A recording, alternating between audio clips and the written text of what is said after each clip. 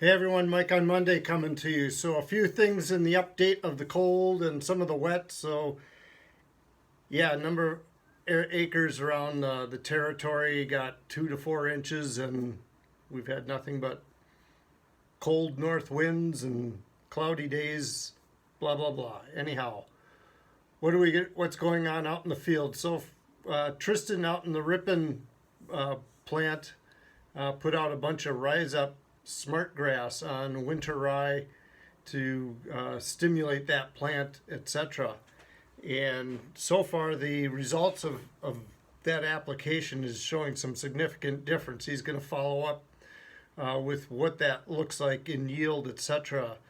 Down the road. So hopefully, I can catch you an update on that. So that stimulates that plant with some of the growth hormones that are slow to be available in the spring. So it's an application for those grassy plants. Megan and Kevin got out up to Calumetville and we're looking at wheat and saw a lot of molting, I'll call it, unevenness in the color out there.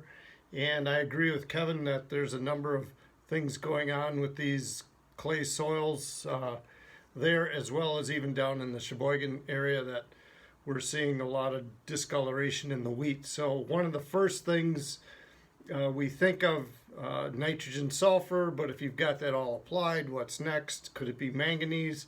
And the bottom line is tissue testing helps us fill in the answer on that. And last week we started working on some of those tissue samples ourselves down here at the Plymouth location. What I can report back, even though all these that I pulled here have a planned streamer bar application yet, it is nitrogen is not where it needs to be. Sulfur was okay. Manganese, zinc, boron were all in the lacking category, as well as copper. So there's a whole barrage of things that are not at the level they need to be for a lot of these wheat plants. So tissue testing takes the guesswork out of what am I looking at. Moving forward, one of our reps that most of us know from the old days reported that he captured some heavy armyworm moth flights last week in the Johnsburg area. So we need to be vigilant towards the end of the month on the scouting for corn and things that were planted into grassy crops. So your cover crops that have rye, wheat, etc., those things are a great place for a lot of these moths to lay eggs. Spraying for that right now is not going to help you because the insecticides don't necessarily work on the egg. They work on the larva itself. So again, you have to be vigilant here. So keep your eyes open for the armyworms. Black moth traps in Lamartine, Ripon areas had significant numbers as well. This is again something else to be very mindful in the weeks coming ahead.